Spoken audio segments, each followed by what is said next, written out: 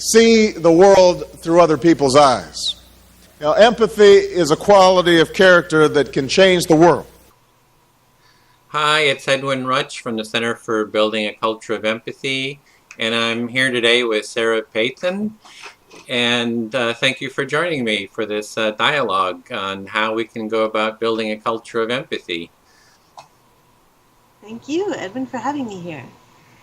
And I have your Facebook page up here, and maybe I'll just bring that up on the screen. We have some nice pictures of you as a child there, and I wonder if you're on my personal page rather than my... Oh, it must be your personal page. I didn't know you had another one.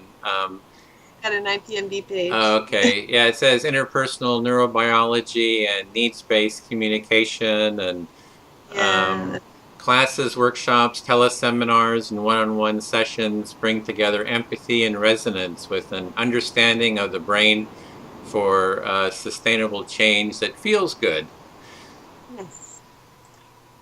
Yes. Yeah, so I had seen one of your talks, workshops, or I can't remember, or videos or something online. And so what it really looked like you were doing was combining nonviolent communication or compassionate communication and the neurobiology. Yeah, that's my passion. Yes, that's what I love. I had this wonder. I stumbled across nonviolent communication. I went to a big nonviolent communication workshop, and somebody said they were doing an empathy circle. And so I went and I sat in the empathy circle, and nobody else wanted to go. And so I was like, being my little somewhat disconnected self, I was having a lot of trouble hugging my family. And so I started talking about that, and people, instead of telling me what to do, people started to guess what my needs might be. And I had like a huge breakthrough where I really understood sort of that I was terrified of the physical recoil when I would reach out. And it just transformed my relationships with physical hugs. And I was like, oh my God, that was so transformative. What the heck happened? So then I went off in search of what the heck happened. And just coincidentally, that was right about the time that people at UCLA were starting to look. We started to develop the decade of the brain, the 1990s. People were pouring all this money into MRI technology. All of a sudden, we're able to see what we do in relationship with one another. And so there are these little gems that let us understand what NVC is doing and why it works. Yeah, so it sounded like that was like the first experience then, taking that, being in an empathy circle and everybody hearing you and listening to you, and you kind of viscerally felt, hey, this feels different. This is like something, haven't quite experienced this before, and so it kind of perked your interest in deepening that. Yeah, absolutely. It was, I think I was enticed and confused. Yeah, what was it that was happening? So then as I was exploring this new field of interpersonal neurobiology, which is a name for it's the name that Daniel Siegel has given to this confluence of professions of cognitive neuroscience, social neuroscience, attachment research, child development research, complexity theory, psychology, psychiatry. It all comes together, and how do these fields inform one another? What have we started to learn about neuroplasticity, about the way that the brain actually changes?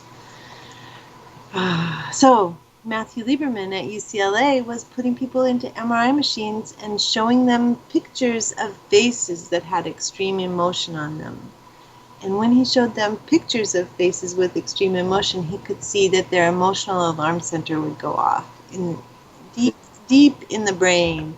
So if we think about the brain, if we think about the arm as a model of the brain, then the wrist and the forearm are the spinal column, coming up to the brainstem, the part of the brain that keeps us alive when we're in a coma and does that automatic regulation. And then folding a thumb across, that represents the deep structures of the brain, the limbic system. And this is where we have all of our emotion and bonding and memory. This is these centers right here. And then as we put our fingers down over, then we see sort of the traditional view of the brain with the bumpy outer cortex. And what happens is that we're hardwired for this little emotional alarm center to take control if there's any kind of danger. So when that takes control, the brain doesn't actually move, but it's like we flipped our lid. We can see in the MRIs that the prefrontal cortex stops working when people get upset. And then Matthew Lieberman was wondering, how do we get ourselves calm again? So he had the people in the MRI name the person that they were seeing. That's Edwin, that's Sarah. Nothing changed when they named the name. He had them name the gender. That's a man, that's a woman. But nothing changed. And then he had them name the emotion they were seeing. That's terror, that's grief. And when he did that, what he saw was that the amygdala activation fell by half, and the prefrontal cortex started to come online, this part of the brain that we know is responsible for empathy and mindsight. So this part of the brain, the prefrontal cortex, then, is our NVC brain, or our empathy brain, and it's the brain we want to be in relationship with. It's the brains of others that we fall in love with. It's the brains of others that we marry. And then all of a sudden, as we move deeper into relationship, there are all these alarm signals, and people stop being their full self until there's some sort of, as you have, a culture of empathy, both in partnerships and friendships and society. As we begin to introduce this culture of empathy, what we're really having as a result is brains that are actually fully present, able to contribute all of their wisdom and knowledge and care. So I was so excited to come across Matthew Lieberman's work and to begin to find this whole field of interpersonal neurobiology and continue to study it as much as possible. And it's a really cool field because it's so new that a lot of the work is done in little private study circles. So I get to study in Portland with Bonnie Badenoch, who's the author of Being a Brainwise Therapist, and I get to study in Portland with Alan Shore, who comes up from UCLA once a quarter and does a private study circle. So it's just a hugely amazing time, huge amazing opportunities for deepening understanding. So these people that you're getting together, are they the neuroscientists who are studying this? Is that advice? Alan Shore is he's sort of the attachment guy in the U.S. He's the editor of the Norton series on interpersonal neurobiology. He's a synthesist and a writer more than he himself is a researcher. Does a lot of editing and tracking of new research. And then Bonnie Badenoch is the leading writer about how we can use interpersonal neurobiology in the therapy relationship, which has a lot of implications for empathy relationships and for adept empathy work. Yeah, so what we're looking at is, there's kind of like two kind of parts to this. One is like empathy, kind of the felt experience, which you were talking about in the empathy circle, where people were listening to you and you were hearing it. And then the other part is to really understand, what's going on at a biological level. How does all this kind of work? And for so long, it was empathy and caring and compassion was like, just be empathic and compassionate. But now we can kind of understand, like, at least we can start to understand what's going on in our brains. So it sounds like that's really a real passion of yours. That is a very big passion of mine. Yeah. So then the key thing really that gets us from here to here, there are two key things. One of them is simple identification. So naming the feeling that we have, and if it's grief, then it needs to be named rather than anger. If we name it as anger but it's grief, then nothing happens. We might get more irritated. Or what is that the need takes us into some other research that I'll go into in just a moment. But the other thing that happens with empathy is that we're really capturing a resonant understanding of one another. And that is the thing that creates the most calming effect for us, is this sense of being deeply gotten, of really being understood. That's what transforms our lives from being run by panic and anxiety into a kind of a relaxed state where we get to be creative and expressive. That quality of connecting with others. Yeah. So,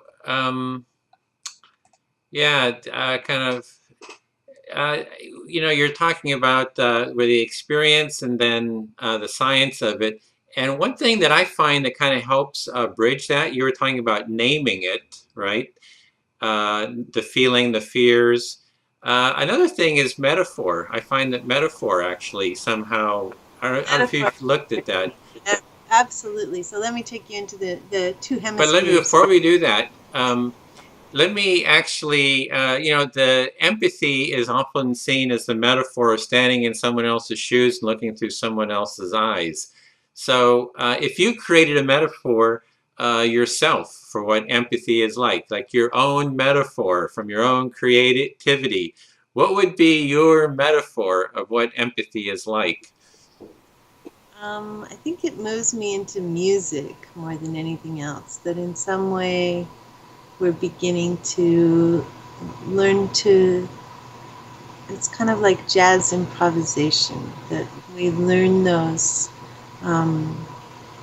we learn the chord progressions and we learn the scales, and then when we start to play together, we can actually hear each other and bring a sense of playing with whatever the narrative is, that sort of like the melody, and just where do we go and what do we hear from one another. So I think like a jazz duet.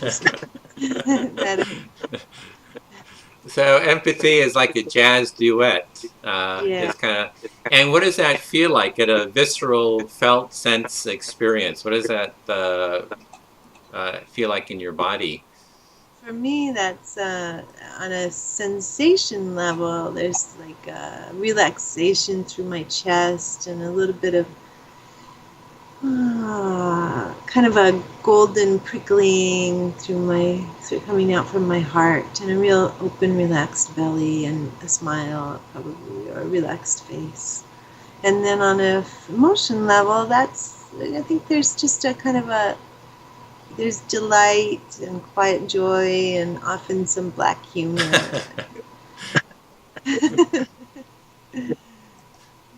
And so that's kind of your metaphor of empathy is a jazz duet. I imagine if it's multiple people, it'd be a multiple, Yeah, trio. Yeah.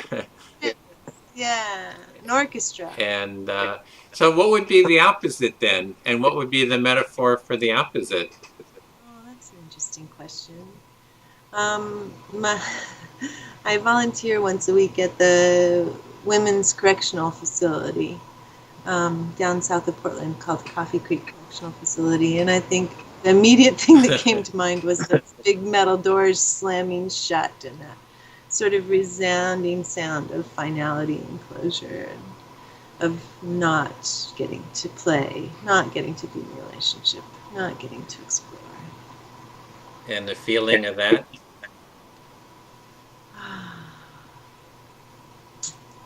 I just feel it in my heart, just like a thunk or just like a knife of deadness going into my heart. Okay, well now we set it up as is it the metaphor and the physical sensation. Now you were going to kind of explain something about the biology of metaphor, I think, and Yeah, I love metaphor. I often teach it as part of what I teach when I teach empathy. So we have a left and a right hemisphere. Remember the brain in the palm of our hand, there was the limbic system in the middle and the cortex. In actual fact, there's a left limbic system and a right limbic system. So here we are with a left hemisphere and a right hemisphere. And the two hemispheres are actually structurally different. The left hemisphere has very short connections between the neurons, very local transfer of knowledge. The right hemisphere has this global mass of neurons that travel everywhere within the hemisphere. And this global mass of neurons actually physically weighs more than the left hemisphere. And that's true throughout the animal kingdom. So if you are, for example, a pigeon, and the eyes are cross-wired to the hemispheres. So if you are a pigeon, then you would use your left hemisphere right eye to look at the ground and to figure out what is dirt and what's an edible little piece of breadcrumb. And you would meanwhile be using your right hemisphere, left eye, to scan the environment for predators. So there's this sort of combination as animals on this earth with this particular bihemispheric brain structure, that throughout the animal kingdom we carry the ability to both see the particular and the big picture at the same time. So the way then that the brain uses language and works with emotion in this construct for humans is that the left hemisphere carries our day-to-day, hail fellow, well met, you and I talking right now, this interview, we're both kind of, there's some moments of resonance, there's moments of connection and laughter and metaphor that kind of move us into an integrated space.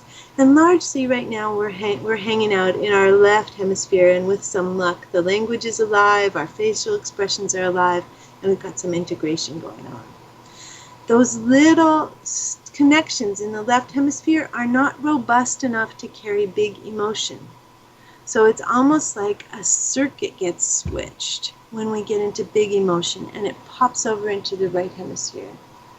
So the right hemisphere has, it's important that there are two parts, that there's the prefrontal cortex in the right, and that there's the limbic system in the right. This is important in the left too, but the left is sort of more workaday, so we're just going to look at the right now.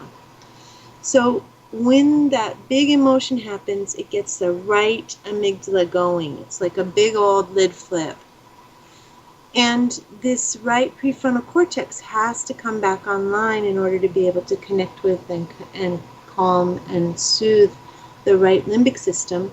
And here's another wonderful thing about interpersonal neurobiology, is that if I'm here, that we can, and you're my friend and you're helping me, we're going to be able to get your prefrontal cortex to talk to my amygdala. Even if I can't do it myself, you can with empathy. You can talk to my amygdala. You can get me calm again with empathy and resonance. So we have this capacity then for more than one brain at any one time. Again, coming back to jazz improvisation, that more than one brain at any one time, brains are starting to entrain and connect with one another. So we can get a group brain where everybody's working together, if everybody's got a more or less single focus, then we'll even see heart rates and blood pressure and brainwave patterns coming into sync if we have everybody wired. So we are in a constant dance as humans of both being separate and coming together. And in our own brains we have this going on as well. We've got the left hemisphere running the show with its window of tolerance, however robust a window of tolerance we have. And then we've got the right hemisphere coming in to kind of be the overflow valve for this experience. Well, the way the right hemisphere uses language is it responds to things with emotional content. It's the part of the brain that actually connects down through the vagus nerve to the emotional information coming from our body, from our heart, from our stomach. So this right hemispheric connection brings us alive and kind of creates brain balance. Whenever we bring feeling words into the conversation, whenever we have aliveness in our voice that's indicating emotional connection to material, whenever we're in the land of poetry and song, this is the way the right hemisphere uses language. And beautifully, to come back to where we started, metaphor. Metaphor brings the right hemisphere alive. So when we're in empathy, whenever we bring feeling words, need words, metaphor into the conversation in a resonant way, then we're beginning to actually give the left hemisphere a way to hang on to really big things with its really little connections. So metaphor takes huge things and makes them comprehensible and holdable, and creates a resonant sense of being gotten. Well, that's something, I'm getting a little echo, but something I've kind of discovered as well with these interviews is I'm starting to frame them around empathy, around metaphor. So starting the conversation with the metaphor of empathy and the opposite of empathy, and kind of staying within that realm of the metaphor. So in a sense, the metaphor, I'm getting quite a bit of echo. So it's a little hard to, we're going to get that on the audio too, unfortunately. Do you want to call back and try to get another connection? It's good. It's good now. Okay. It kind of comes and goes. I will speak very calmly and very quietly and not upset. It's the computer brain is having trouble kind of grasping. So kind of lost my train of thought. Oh yeah, framing the discussion around the metaphor. For me, it's a lot of fun. Yeah. And I find that, it's kind of going between the two, right? Say your metaphor was the jazz versus the clanging of the door. Yeah, the prison door. You're locked in there. Yeah. So for you, it sounds like understanding the biology kind of helps create that jazz for you. Yeah. Yeah, it does. Yeah, I often think of it as making us sort of a solid ground for the self-compassionate witness. It helps my left hemisphere remember why it might possibly want to get empathy or give empathy. And if I understood it, with the amygdala, that was like strong emotions, but fear as well. Is that? It's got, if you took the amygdala and made a map of it, it would have a different area for each emotion. Mm-hmm. So it's got quite a large area for fear, because as the organ most in charge of our survival, it's really wired to grab any fear possibility that it can find. But it's also wired for anger and for grief and for love and passion and joy. So it's got all of them. So you're saying that when all those strong emotions, that they can kind of become overwhelming, and that disconnects the Yeah, the amygdala grabs the show. Okay. Show stealer. And the other part is the prefrontal cortex. Prefrontal cortex, yeah. And so this is a bit of a metaphor that they kind of become separated. There's no longer integration. Yes. So this is actually a metaphor in itself, I guess. Yes, it is. And the hand. So what you're really looking at is how do you reintegrate these different parts to each other and kind of keep that balance and harmony,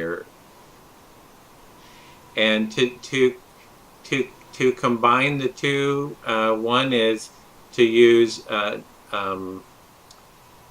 emotional words that kind of connect the prefrontal cortex to the amygdala. So it's like, hey, amygdala says to the prefrontal cortex says to the amygdala, I get you. I see. This is about fear. Or this is about rage, and then the amygdala is kind of saying, oh, you kind of get me. Oh, I feel much I feel more calm now or something. Yeah. And Daniel Siegel talks about what calms the amygdala is the bath of GABA, the gamma aminobutyric acid. And Alan Shore and Bonnie Badenoch talk about the amygdala being calmed by oxytocin. It's calmed by both neurotransmitters. This sort of speaks to both ways that the amygdala responds to the prefrontal cortex. It responds to warmth and resonance, and it responds to accuracy. So as they kind of combine and work in harmony, then oxytocin is released. Is that the idea? Well, when there's any kind of warmth, when somebody not only gets us, but gets us with a sense of warmth, then the oxytocin goes. If it's just precision without any warmth, it's like we can be calmed, but not so much soothed, if that makes any sense. Mm-hmm. If you've ever had the experience of somebody kind of naming what's happening for you accurately, but without much resonance, then, and you go, well, yeah. Yeah, you got it, but I don't think you really care about me. Yeah. Yeah. Well, I tell this story, a lot in some of the other interviews, but I'll repeat it here, that maybe you have some insights about what's going on at the biological level. In the freestyle dance that I do, once I was kind of just very aware of the tension and anxiety within my body, and I said, "What is this anxiety?" And I said, and I'm dancing, moving, kind of doing the jazz kind of movement as you're talking about. I said, I'm going to go to the anxiety, and I want it to feel its presence. I want to get as close, and I want to feel the texture of it. I want it to fill my consciousness so I can get as close as possible to really see what it's all about. And as I got really close to it and was really present with it, it's almost as if the anxiety disappeared. And I transitioned, and I had a little bit of that warm feeling. But then within 3 to 5 seconds, it felt like a new anxiety arose. And I said, okay, I'm going to go. And it had a total different shape and feel to it. And I said, well, I'm going to go there and really be present with it. And then it as well kind of dissipated. And then I went to the next one. And it seemed to be one after the other. They all had different types. Like one is kind of like you were talking about your feelings before, is like a spike, right? It's like a spike of pain, of anxiety through. Then another one is like this diffuse kind of an anxiety that feels like a kind of a weight on my consciousness, And then so I said, okay, I get really close, and that would kind of open up. And then I was dancing with someone, and I felt a little anxiety because this person would always turn and leave, and not stay present. And then I felt like kind of rejection or something. I felt like this pain of being rejected. But I was like very present. I'm staying with this. I want to get as close as possible to this fear. And it was almost like my presence kept the person from leaving, it felt like, because and then it dissipated, and another. So I'm kind of wondering, is this kind of what you're talking about? Is this kind of like my prefrontal cortex saying, I'm going to get as close to you, amygdala, as possible, and I want to let you fill my consciousness or something with who you are, and I want to get as close as possible or something. Yeah. Well, it sounds like that you were able to get into a really integrated space, that the physical movement and the self-connection and the sense of personal sort of room that you were claiming for yourself, and the importance of really listening to yourself was all coming together. And I hear you using metaphors as you're talking about the weight coming down on you, and so you can see that by allowing yourself to come close and name the differences and explore the differences in those textures, you're actually physically moving information from the right hemisphere into the left hemisphere and making it an integrated circuit of self-understanding and self-compassion, especially since you got that sense of warmth when you did it. Just really, obviously, there was a deep self-compassion that you were manifesting in those moments. Yeah, at the end of it, it was about maybe an hour experience of kind of doing it. I felt so relaxed, so calm, so, at the end, I was just, this feels so good. you know, so, so it's like one of those peak experiences, that you have, and I haven't been able to get back to it to that level of, I don't know what it was, but the constellation of everything was just so. But just to know that that's a possibility, that state is a possibility, and is something. I guess I try to go back there. And at the last dance, I was trying to get back to it, and I found a lot of things were blocking. It was almost like not wanting to let go of the fear. It's like kind of liking my fear because I used the fear for energy or something, or I was a little. Do you have a sense that anxiety is still there? Yeah, in general, it's like I was saying that the fear and anxiety is a constant in terms of it seems to pop up. It's like even if I go to it, another fear, another anxiety arises, and it has a total different shape and texture to it. So, and it has a different cause. There's like, maybe in these interviews I'll feel a little anxiety, like, oh, I hope this is interesting, so, that'll be interesting to other people. So I feel a little anxiety. I might feel anxiety about that, or like, I don't really know where to go next with this conversation.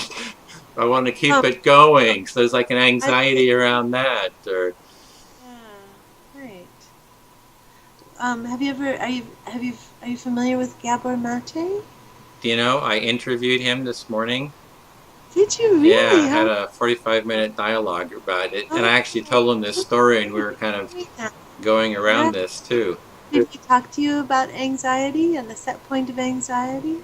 We didn't get so much into the technical part of it. It was kind of a shorter dialogue. 45 minutes, it wasn't a lot. Yeah, much time. I'm so excited that you've interviewed him, and I really look forward to being able to see that interview.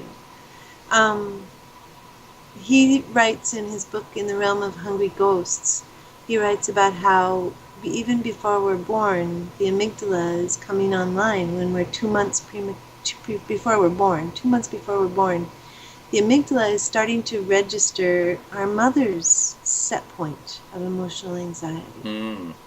So then we take that in as normal, because that's the very first thing that our amygdala is perceiving. So it's interesting to begin to even do empathy processes for the infant selves that we were within our mother's bellies, receiving a certain idea about whether or not the world is a safe place. We can do really beautiful dialogues between our compassionate self-witness and that infant self that's actually really holding someone else's anxiety. It's not even really ours. So anxiety, are you saying, well, you're saying that there's a whole history, right? There's like, that you're picking up these energies, the anxieties and whatnot, even from because you're sharing the markers for increasing heart rate and the cortisol, all that's carried through the blood, passes through the placenta, and we find that babies that are born to mothers who are really stressed even come out of the womb with more muscle tone because they're like already ready to fight. There's already been a tension and a holding within the womb. Wow. Yeah. Well, sorry, go ahead. No, I was just going to say that when you're holding those very core levels of anxiety, it's really likely that you're holding something very old. I thought everybody probably that's just part of our biology that fear is just kind of wired into us, and we have kind of a varying levels of fear. And when I see, we had a tent up at empathy tent up at the Berkeley Occupy where we were kind of doing empathy with empathic listening. I mean, there was a lot of stress, a lot of cortisol, floating all over there. So I kind of see it within society in general. I don't feel like I'm like somehow like this person with anxiety, and I kind of see it like it's everywhere. It's just with part of kind of how our society is kind of structured. Yeah, yeah, absolutely. I don't think one precludes the other in any way. I think that since, I talked earlier about how when we're in a group, we create a group brain that we begin to entrain with one another. Oh yeah. And we really pick up on and resonate with what the emotional experience is of the world around us. So the more anxious the world around us is, the more that's being kind of calling out any kind of original experiences of anxiety. Yeah, we're kind of reflecting that. Are you tying that model that you have in with mirror neurons? Like there'd be it seems like that would be a whole nother aspect of the two brains, right? And kind of, Yeah, yeah, yeah. So for those of you who are listening who don't know what mirror neurons are, we have motor neurons that are scattered throughout our cortex that help us to move. They help us with gross motor movement back here and with fine motor movement coming up over the top of the head. And throughout the motor cortex, there are mysterious neurons that don't control movement. And so a bunch of researchers in Italy discovered over a period of 10 years, I don't know if you've seen The Empathic Civilization, but it records an apocryphal story that the researcher picked up a banana and saw the monkey's mirror neurons going, and that was how the researcher figured out that there were mirror neurons. But that is not actually true.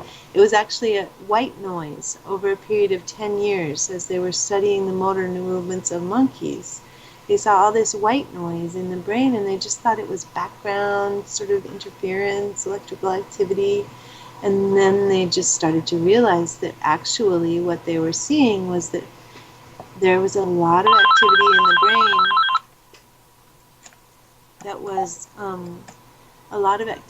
brain that was dedicated to tracking the world around us. And our mirror neurons track our intentional movement. So our mirror neurons track what we think other people around us are going to do. And this includes then the motor neurons of the facial expressions. So part of what we're doing when we're looking at somebody else's face is we're physically kind of trying on their facial expression and the way that their facial expressions are in movement. What emotion are we moving out of, and what emotion are we moving into? So as we are humans, we are discovering that once again we're meant to be in groups. We're meant to be connected. We're meant to we have huge swaths of brain territory that are utterly devoted to connection and intention reading and prediction and social awareness. So yes, the mirror neurons play a huge part in empathy. so the mirror neurons, whether it's neurons that fire when we do an action or we see the action being done, is yeah. Well, that seemed to me to be one of the big discoveries in terms of empathy, kind of the real foundational. I interviewed Marco Iacoboni, who's kind of done work around this, and I asked him, how do we build a culture of empathy? And he felt that like the one major thing was to get people to understand how mirror neurons work.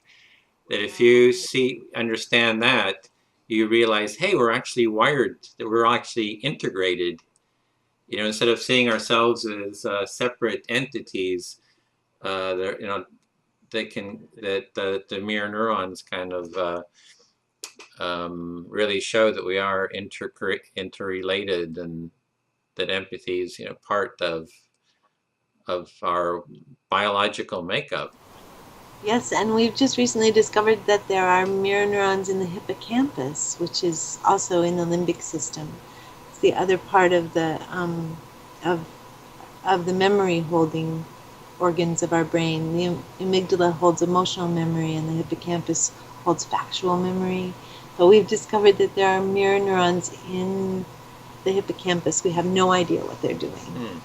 So Which is the hippocampus? What does that do? the hippocampus, it holds factual memory. Oh, It's like the librarian of our brain. kind of like It, observations, or it's more like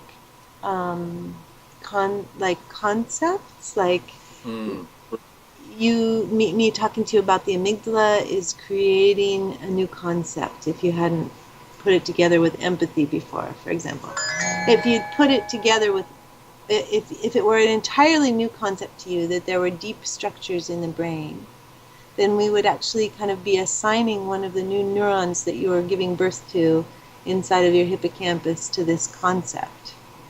If you already had a concept that that there was a limbic system deep in your brain, and we were starting to hook it for the first time to the ideas of empathy, we would be creating new neuron connections that were linked into the hippocampus and that then joined together with existing concepts that you already had to learn new stuff. And if there's any kind of emotional component, like if you telling the story of your experience of dancing, and that then being linked to ideas about anxiety, if it if that gives a listener a sense of being personally connected to you, then this listener has a jump on the learning, because if the amygdala gets involved in the learning at all, then it can learn with just one exposure. So this is part of the reason that stories and narratives and personal meaning making are so important in learning, is because the hippocampus has to learn with repetition, and it has to kind of file stuff by similarity, but the amygdala can learn stuff just with one exposure. So that's just an aside about what the hippocampus is, but just to circle back to, it's sort of really a fun time to be involved in reading about brain research, because things like mirror neurons are just being discovered, and my goodness, what do they do in the hippocampus? mm-hmm. So Yeah, this is, I'm quite excited about it too. I can't believe how much you've looked into this. Are you like how is this like a personal interest? Or are you actually working in this biology and scientific understanding? Is that, my I spend about 20% of my time doing research and reading and learning and going to study groups. Not whole time, but in terms of my working hours. So usually about 2 hours a day, I'm working with new material and trying to integrate it and understand it. I don't have a science degree. I'm an amateur in the very best sense of the word, a lover, a passionate studier. yeah, very passionate. I can see that. Well, this is great. I love this kind of part of it. So how does this, I mean, the way I've been trying to frame, you know, what I'm doing is how do we build a culture of empathy, right? It's like seeing, you know, we can study, you know, just like the scientists. Let me just turn something else off here. Just like the scientists, they study it, just different processes, phenomenon, and you know, you can be an actor just living something, and you don't even understand what's going on. And there's also, so what I'm kind of looking at is how do we change society so it fosters and deepens empathy? Because you know, everything that I'm seeing, my own experience, what other people are talking about, is that society would be more fulfilling and just work better, and be more alive, and if there was more empathy in the world. So I kind of look at how do we do that, and I'm kind of I don't know. I guess I'm wondering, one, does that sound reasonable to you, and two is what are the things that we do to create that, deepen that empathy?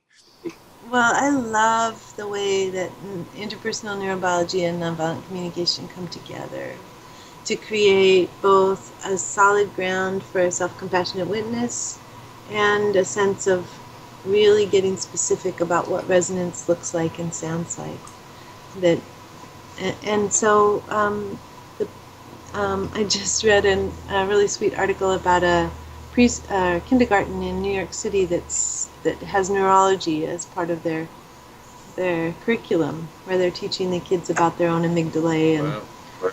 and yeah. So I would love to see that kind of emotional self-understanding enter the common discourse, and then in my own private experience of teaching at Coffee Creek Correctional Facility, the and a huge piece of this is starting to understand both the brain and the way that trauma impacts the brain. And as we begin to understand how trauma impacts the brain, then we begin to hold ourselves with compassion and to hold others with compassion who have brains that have been fractured and split by traumatic experiences. So, for example, I have women in my class at Coffee Creek who had one woman who had been to 10 anger management courses, and it had never allowed her to make any significant inroads with her anger management. But after she'd been in class about 8 weeks, she came in and she said that she had been talking to her probation officer, and she had just gotten so angry she just wanted to haul off and hit this woman. And she remembered me at the front of the class saying, with my hand going like this, she said, I couldn't remember if my brain was supposed to be like this or if it was supposed to be like this, but I didn't hit her. She said, it's the first time I felt like there's been a significant shift in my ability to control my rage. So based on that experience of being with a really vulnerable and traumatized population, I just have a huge sense that the more we understand and teach about and know about the brain and about trauma, the more realistic our worldview is, and the more we understand why empathy is so important and what it really is. Be it nonverbal. Earlier when you and I were speaking, we were talking about nonverbal, but certainly, we were talking about verbal, but certainly nonverbal resonance also is so important. Just like meat and bread for humans. It's almost like we're asking ourselves to live in an oxygen-deprived world. You mean without empathy, it's kind of oxygen deprived? Yeah, it's like we need the rich oxygen of empathy, and for some reason, we're like holding our breath. Yeah, exactly. Why are we holding our breath? That's a good question. So it sounds like then for deepening empathy is just to understand how empathy works in terms of kind of a biological level. Yeah. Is one method. Yeah. And certainly living in a world with TED Talks and YouTube videos where a mass audience can be reached in a whole different way. I'm thinking about Brene Brown and about the numbers of people that really come alive in response to her sharing about shame and vulnerability, and how much that gives people a sense of relief just to have the common experience named.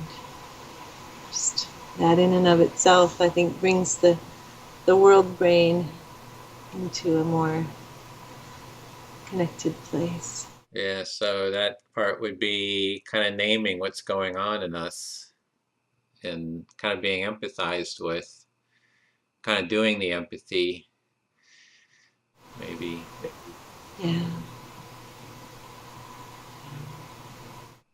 So, what were you had some other, you had sent a couple ideas here. An exploration of the way emotions affects us physically, in particular rage and shame. So that's a little bit of Brene Brown's work is around the shame part. Yeah. Well, I think that the work of Stephen Porges is so interesting right here.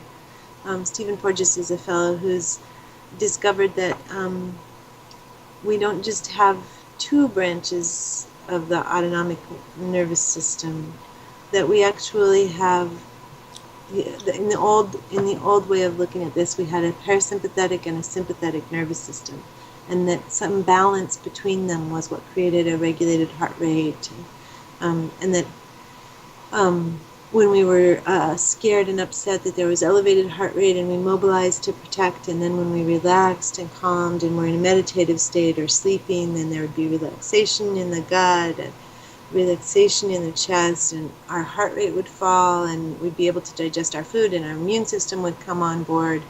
But what Stephen Porges has discovered is that there are actually three possibilities for our nervous system, three different points in which it can be located. And one of them is, this is all to do with the vagus nerve, which is a huge nerve highway that runs from the right hemisphere. It actually comes from right and left hemisphere, but the emotional information comes up on the right side. Down, it innervates the face, the throat, the chest, and the heart, and then connects with the entire enteric nervous system, all of the little tiny neurons that are located in the lining of the stomach and the intestines.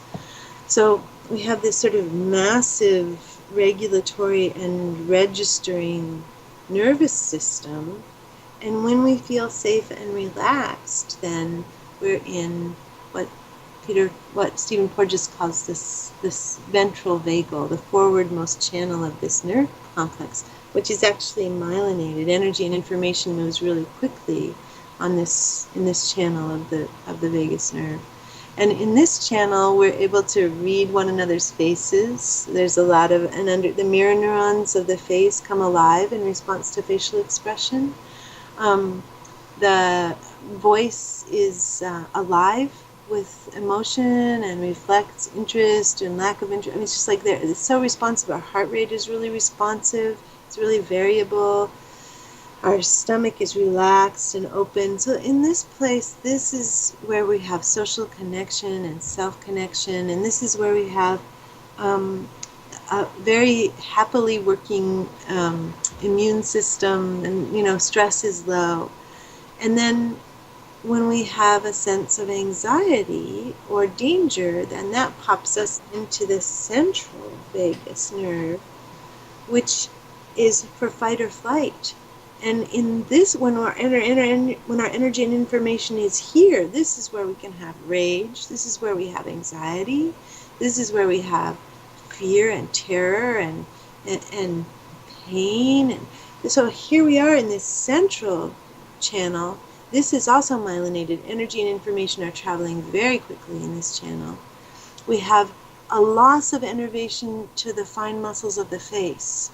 So all of a sudden, our facial expressions become much more wooden and much more extreme.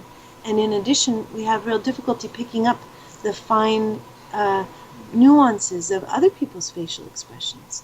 So when we're in fight or flight, we actually will read other people's faces as hostile, instead of reading them as curious or waiting or neutral. And then when we move into that central vagal channel, the muscles of our eyes release their focus on the human face and go to scan the whole environment for danger, and the same thing happens with the muscles of the ear. They relax and they start to scan the entire, they relax from being focused on the sound range of the human voice, and they catch the whole environment. They're scanning the whole environment for signs of danger. And then we get blood flow and innervation of the large muscle groups to fight or to flee. So there we are, fight or flight. And then if our fight or flight, our sense that our fight or flight is hopeless, then we actually get popped back into dorsal vagal, which is the land of shame, dissociation, and confusion. So when we're in this ashamed place, then we have decreased heart rate, we have decreased blood pressure, we have decreased respiration, very non-responsive face. People's heart rate can fall if they slip into dissociation. Their heart rate can fall 30 to 40 beats per minute, like that. Just as soon as they slip into that dissociated place, as soon as they touch into their own hopelessness. So this is very key for us when we're thinking about empathy, because while we can often kind of self-empathize when we're in fight or flight, or just sort of tipping into fight or flight, it can be really difficult to self-empathize when we're in dorsal vagal, when we're in shame, because there's not actually enough life energy. At this point, we're just conserving life. We don't have any extra energy to fuel our prefrontal cortex to get that empathy going. And so it's really nice to know this and to know how important it is to reach out for connection and to build relationships where empathy is possible, to join empathy circles, to be involved in compassionate listening, to have friendships that are not about fixing, but rather about resonating. It's really important to know that. And it makes you a better jazz player. Yeah, it does. Yeah, you know that you're down in the lower registers there. You gotta get some help to come back into the conversation, to come back into the music. Yeah.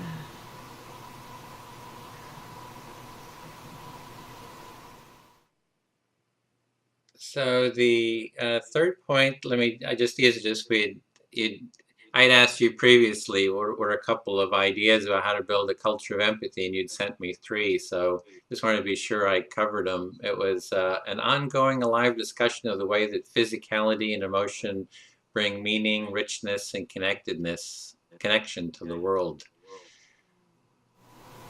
So, Yeah. So as we begin to speak about our body's experience, as we allow that, as we begin to say, my heart is beating more quickly now. I'm having butterflies in my stomach. I can feel that my face is frozen.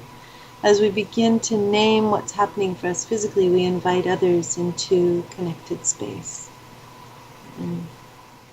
for me, when I hear the descriptions, the biological description, one thing it kind of does is it takes the judgment out of what's happening. So it seems like that understanding maybe demystifies it and says, well, it's not something to be judged. It's just these are the biological functions, and there's kind of like more acceptance of them. Acceptance and a huge invitation to participation. Sort of bringing those mirror neurons into play again.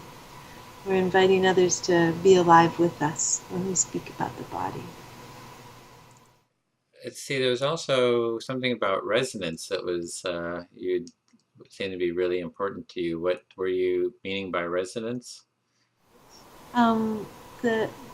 This understanding that that being gotten is a matter of not just of specificity and accuracy, Oh, but also a sense of being cared for, and that the other person is really getting us, and that's conveyed through body language, through the prosody, through the way the voice sounds, the aliveness of the voice, the reflection of the living energy of needs.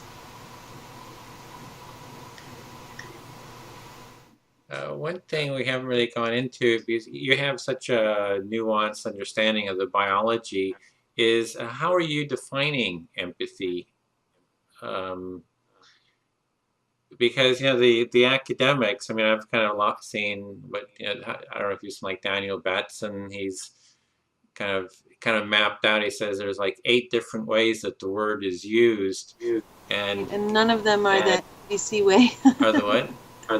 None of them have the specificity of the nonviolent communication approach. Yeah, so it's almost like there's 9. We can take Daniel Batson's 8, and then we can add a 9th from the standpoint of nonviolent communication, which I think for me is about, when I'm defining it from within the world of nonviolent communication, it's about being in a place of curiosity about what someone else's emotional experience might be like, both in its feeling and its need components. What's the emotion and what's the big idea that's really lighting this person up? What is important to this soul?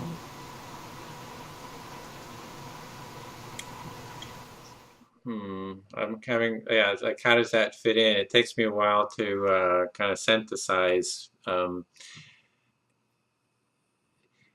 I have kind of a, from all the different academics, what I've been reading about empathy, and also, NVC. So I've kind of seen in terms of modeling empathy as kind of like a 4 parts to it. So I wonder if I could just mention those parts and then see how that kind of fits in. So it would kind of help synthesize this a little bit. So the first part is self-empathy, kind of the sensory awareness of what's going on within ourselves, kind of the mindfulness, sensory awareness. The second part would be kind of like a mirrored empathy, which would be kind of the reflecting, as I'm seeing you through mirror neurons, kind of seeing how your movements and your emotions kind of play out. I mean, I can kind of feel them. The third part would be kind of an imaginative empathy, which is, perspective taking, or the cognitive empathy. It's often called that, which is when we have kind of that sense of self-awareness, we can kind of see ourselves as a different being. And there's all kinds of tests that kind of explain that about self-awareness. And then kind of empathic action, which is actual taking action together in kind of with this sense of resonance, having resonance and really kind of getting the other person, and the action kind of flows out of that. So that's kind of this model I've had of empathy from what I've seen, like from Daniel Batson's work, etc. So how does that kind of resonate, and how would you add or detract or subtract from that? Well, my experience is that self-empathy, in a way, can even come second after an empathy for others. That my experience being out in the world and teaching this stuff is that the trickiest thing for people is to begin to have empathy for themselves. That's far more difficult than being able to step into a place of empathy for someone else. And that there's a kind of a chicken and the egg quality, that the more somebody has empathy for themselves, the more capable they are of both differentiating their own experience from the other and resonating with the other at the same time.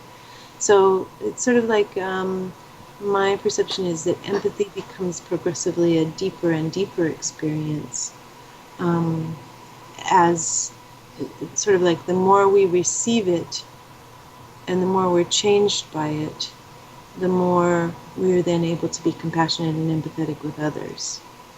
And that the I'm remembering the fourth was empathic action. Yeah.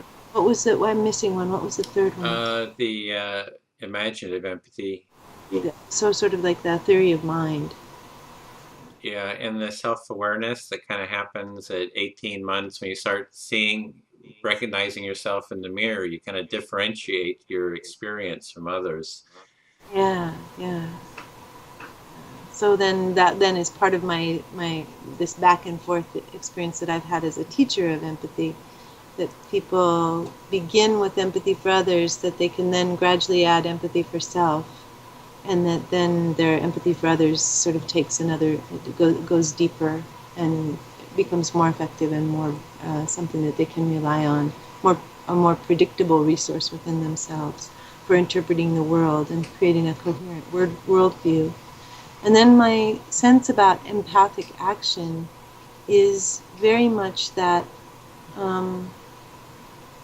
that when we clear away the detritus of trauma, that we are simply moved to act. That action becomes something that is not distinct from being. It becomes incredibly intertwined, that our integrity and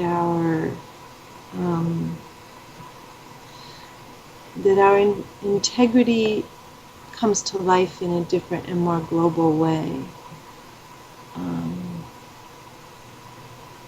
And that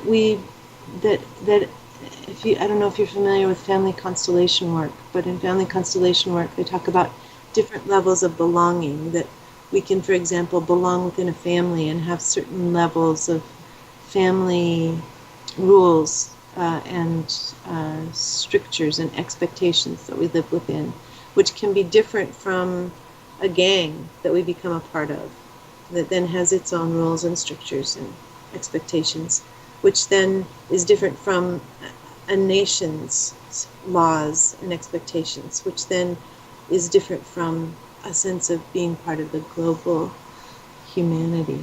And my sense about empathy is it gradually allows us to have choice as we move within these different layers of belonging, that we get to have more and more both choice and more kind of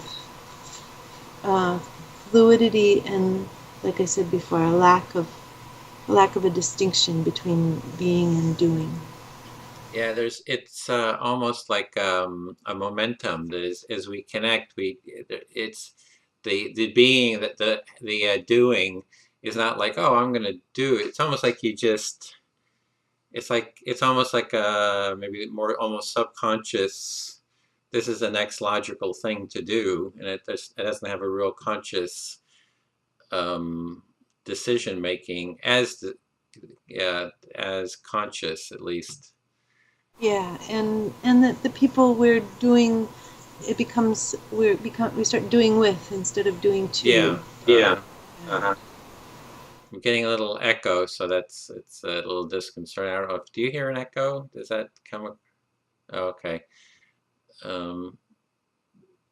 So when I was talking about the 4 parts of empathy, it's not that they're necessarily layered one on top of the other. It's more like they're a wheel. So they cross and intersect with each other in more like a wheel would, and kind of creates maybe a source of energy in it. Yeah, that's my experience, very much so. And from your understanding, I've been trying to integrate NVC into that. I don't know how I've gone for about 1 hour and 10 minutes. I don't know how you are on time. Because we need to wrap up, probably if we can wrap up in the next 5 minutes. Okay. Well, we can leave that then, because I feel I can chat for hours on this, but somewhere we have to draw the line. So let me see. Is there any other points that you really felt were important that you? I think I got to say the things that I really wanted to say, which were to talk about resonance and talk about self-understanding and self-compassion, warmth, the importance of integrated brains. See the world through other people's eyes. Empathy is a quality of character that can change the world.